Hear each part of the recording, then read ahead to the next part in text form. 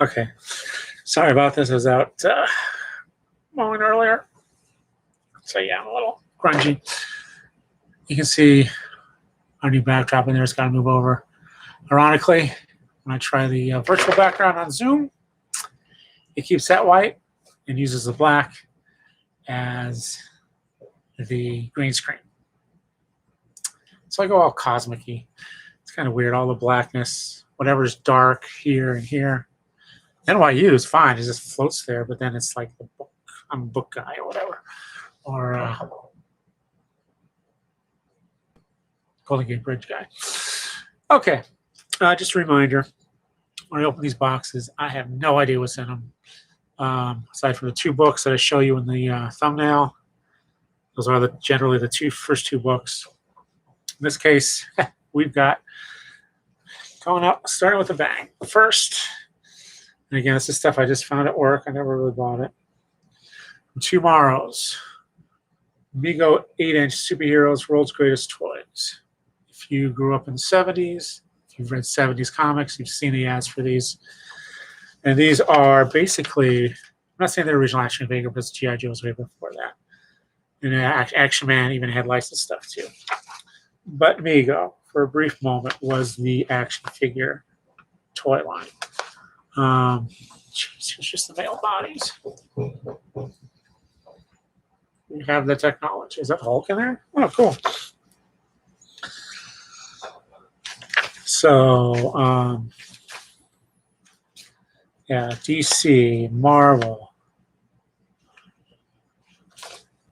Tarzan.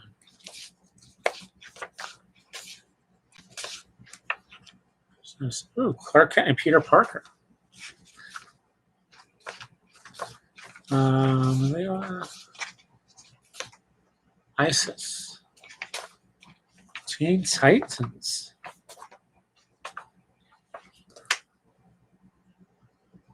Sorry, superhero. So Star Trek's not in here. Crazy story on Mego. They're trying to come back. Original owner was indicted. That's what really. Oh, Conan's in here. Which is what really caused the company to collapse. They've come back, but man, the stuff they're doing.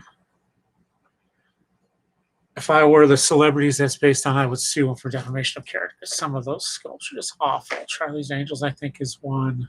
I don't know if they're still doing it. They were doing like limited edition, maybe even Kickstarter pre-order stuff. Just awful likenesses.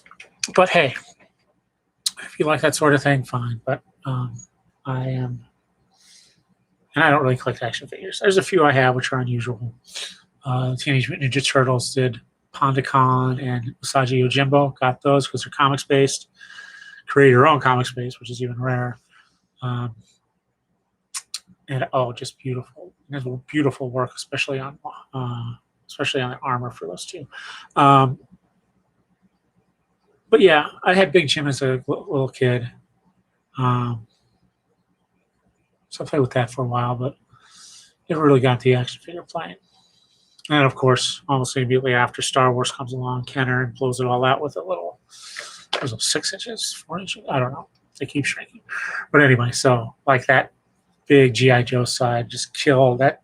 I think Star Wars killed that. And then, of course, G.I. Joe comes along a few years later with the cartoons and reinvents everything again.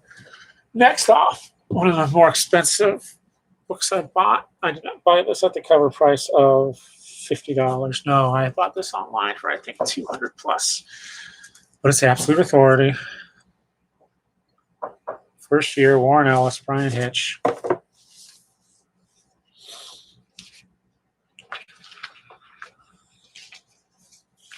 Beautiful end papers. I think only National City has nicer. And yeah, just some of the craziest superhero. Basically, they're the Justice League without anyone stopping them. Doing what's right.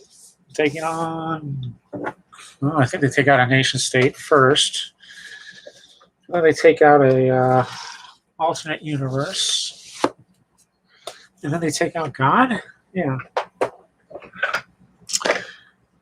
The companion to that is, God, I'm blanking out. 40, the Fantastic Four version. You can tell me in the comments below. Oh man, okay, I think this is the Absolute Edition box. Here we go. Sten, I'm not take it out. Excuse me. Ouch. Damn, it's gonna bruise now. Do I still have a fat lip with a comic book? Volume 2. These are just beautiful. I don't know if these are still in print. This was $99 at the time. Yes, people bring these to signings. If he still does signings, Neil Gaiman will still sign them. I don't know if he sketches in them, but it's usually the lines are horrible.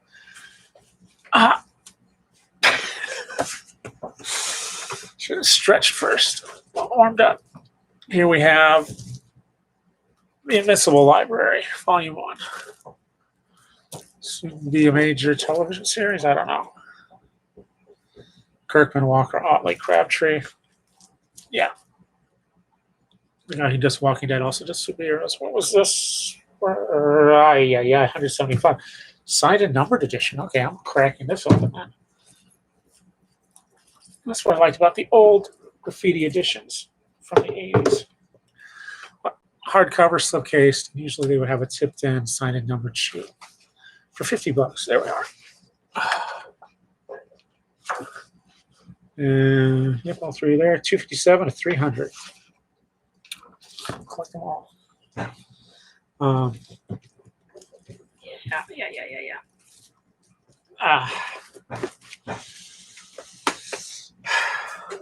What if I can sign it again?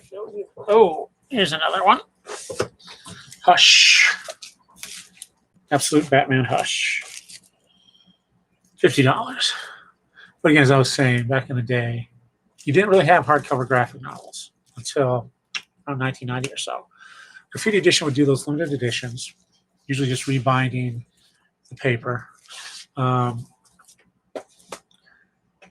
in my opinion, it was like $50 for a hardcover. What's basically an art book, a photo book, because everything is art reproduced. You go to arts, regular art books that here it's signed and numbered, maybe with the tipped in sheet. Oh, Neil Gaiman, Sandman, Volume 1.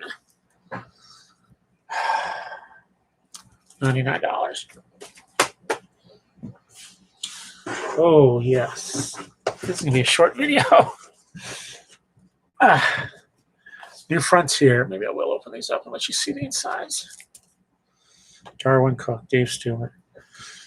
This was a criticism of mine, Absolute Edition, of course, was that when they did the original collection, they did it in 2 graphic novel paperback volumes instead of just 1. Gone too soon. Darwin Cook, a master. Definitely. I mean, the actually, no, they had to cut out stuff from the. Let me see what's in the back. Usually put all sorts of cool stuff. Annotations, yeah, here we go. But he worked on that too, and he had worked in animation too. So the New Frontier DVD, and I bought one of the deluxe editions that has I think it's a Green Lantern figure with it. But here we go. Just a master of design,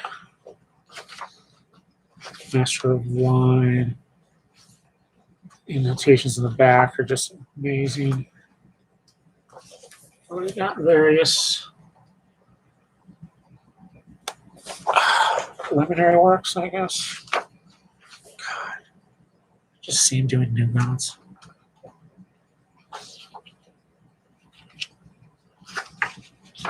Here's the thumbnails.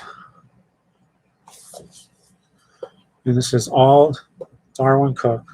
Oh, words and pictures, Dave Stewart, I believe. So the lettering. Let's see, put that on there. Okay, and that's that. And then on the side to fill up the space, we have Sanctum, number 1, USS Nebraska from Humanoids. $16. Rico submarine goes underwater and discovers something long forgotten. Mother of God.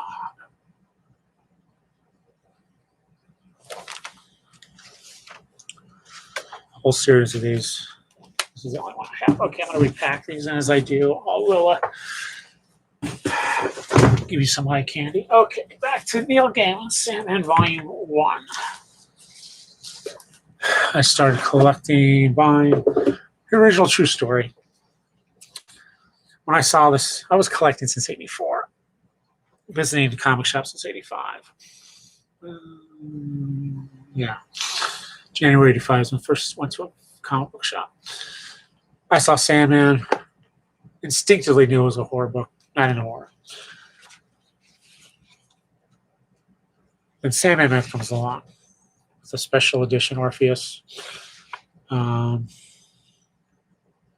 that. Bought the 3 paperbacks that had come out in that slipcase. I have the slipcase, bought it separately as well. And then realized I had to buy all the back issues between that and what was every now, which was just the end of the calendar series, 3 August, whatever it is. Oh wow! Here we are with Midsummer Night's Dream, World Fantasy Award winner. Lord. And immediately after that, beautiful thing was to have Facade. Colleen Duran doing way off what she's normally known for. What an amazing story. One of the rare superhero stories in this series. I mean, yeah, the original, well, the first part of this, Doll's House? No, Preludes and Nocturnes has him in the Justice League. And here's the original proposal.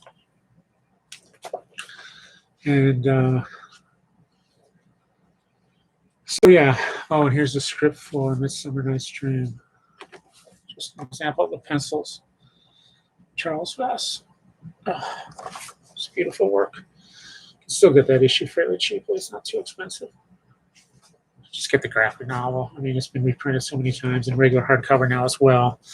So then I had to get the back issues between what was then on the newsstands, comic shops, and what was, yeah, this was never a spinner rack, and what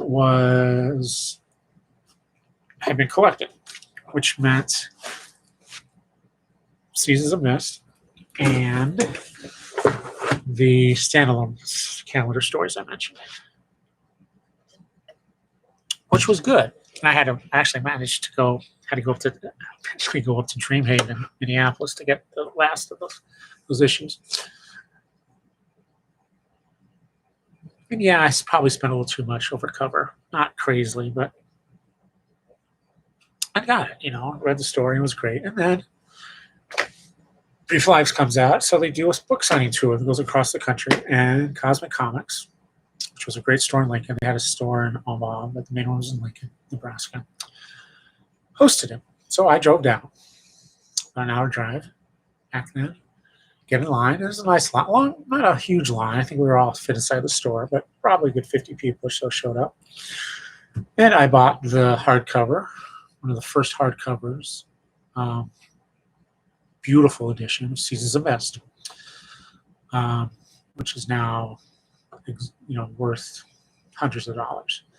Beautifully designed, one of the first hardcovers from Vertigo, and one of the first from DC, I think, too.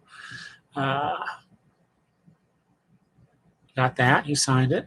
And then right next one was Jill Thompson, who was the artist on the new Brief Live series.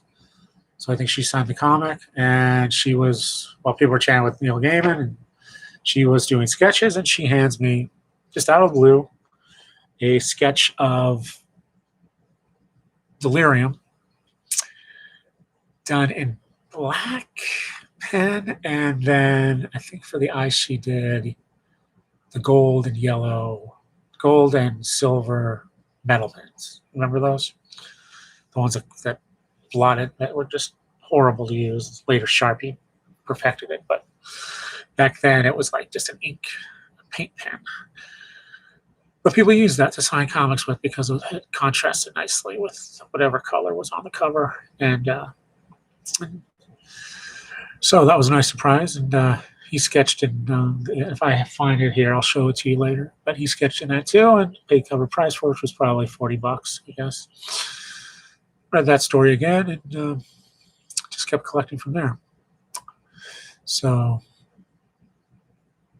and signings too. I don't think he does signings anymore because they're just so long. But back then, you know, before he became a rock star, it was easy to find. Okay, sorry, enough of that. Hush, hush, sweet Charlotte. Said elsewhere, was really hoping in the New 52 that Joker would become Hush.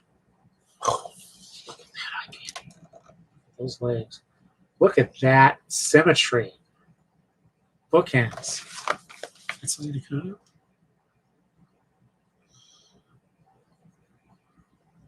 That's it. Bruce and Selena and Leslie, I'll sit with you. Boy, girl, boy, girl. Yada, yada, yada, yada.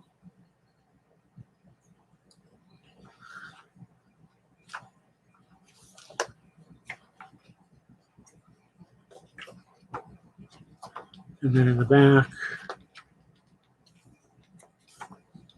we have, annotated. Annotations, Jim Lee. Sketches. Oh, Lord, look at that Harlequin.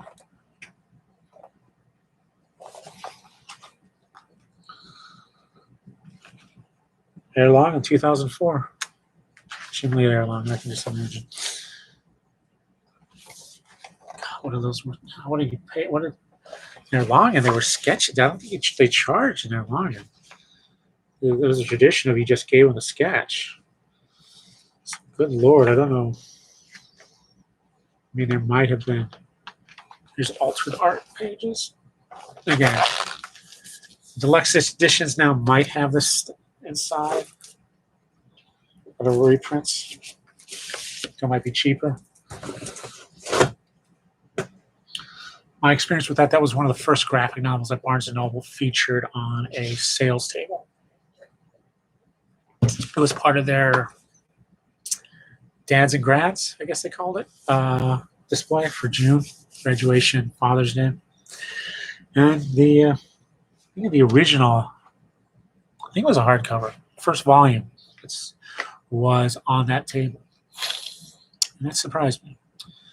Because normally you didn't see stuff featured for that. And that was early 2004.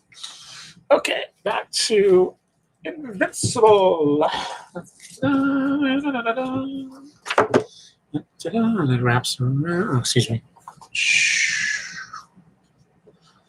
See how this Ramon, you do that easily. But then you'd also be, you're reading it backwards as well. God. Look at that. Haven't read the whole series. I think it's 150 issues. But you got some script in here, and you got some, I don't know. That's why these haven't been developed. Maybe when the TV series takes off, they'll develop these as vinyl dolls. Yeah, they were vinyl dolls. I don't know. Invincibles, collect them all. Script, of course, with some sketches, covers, and as I said, signed and numbered. I got this same in my head, right? Okay, Spider-Man, Sandman 2, which covers issues 21 to 39. So that's the thing, too. With the collections, they jumped around a little. And not with themes. Here they did chronological, which is still fine. Here's volume 2.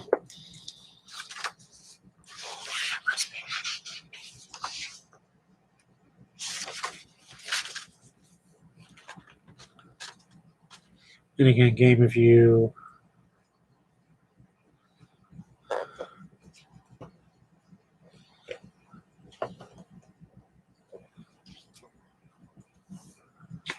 Wow. What's this story? I don't think we have one. Flowers of Romance? Story of Desire. Never before reprinted, this 10-page story written by Neil Gaiman and illustrated by John Bolton first appeared in the anthology titled Vertigo, Winter's Edge, #1, published in November of 1997. And yeah, this is John Bolton. You may have seen his work in the classic X-Men reprints. He did the backup stories. Sandman Month, September 91. I believe that's when I got hooked. Yep. Story of the first Sandman statue. My favorite is always the Sandman 50 Baghdad with the whatchamacallit. Looks like they reprinted the there was a pinup book from various artists. Greg Spolenka and Moebius. Oh, man. Can you imagine Moebius drawing a Sandman story? Sandman 23. Closing Appel from Sandman 23, Chapter 2 of Seasons of Mist script with penciled pages. Can't really see that too well.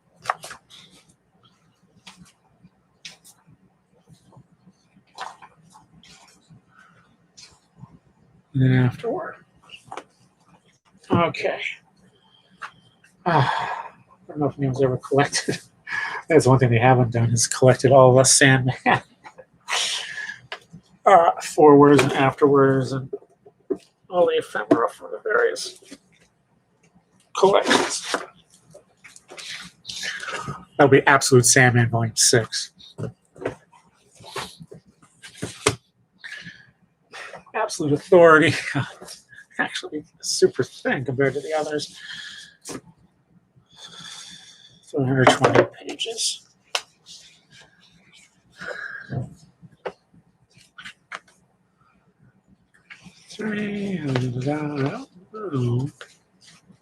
Oh yeah, there's a little bit of, here we go. Authority 1, The Circle, 1 of 4. What else? There's script with some pages.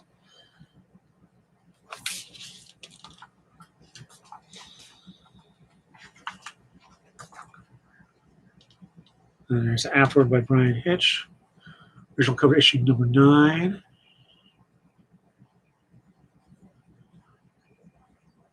This cover was later redone after editor Rachel Brissenden noted that it was the sole Authority cover not to feature a member of the team.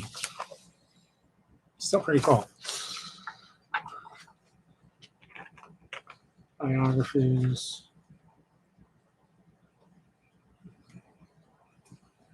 Layered artwork. And there we have it. Fun series. I don't know if it'll be adapted into a movie or TV series. I think the boys will probably just poison that well for anyone else coming afterwards. And then back to Migos Superheroes. Here is Supergirl.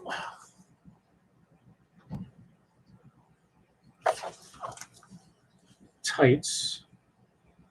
I don't know, in the red scarf. I don't know what year that was. Probably the recent one. And there's Batgirl. So, let's take a look at Hulk. This is a little off model. Can't use the same sculpts as the others. So, there we have it.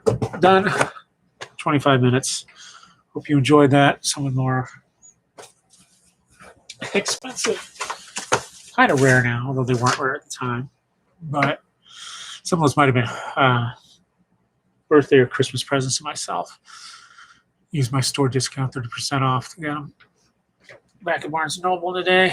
But yeah, big, heavy books. I have a case for those. Actually recommended hack for oversized, like artist edition books, big things.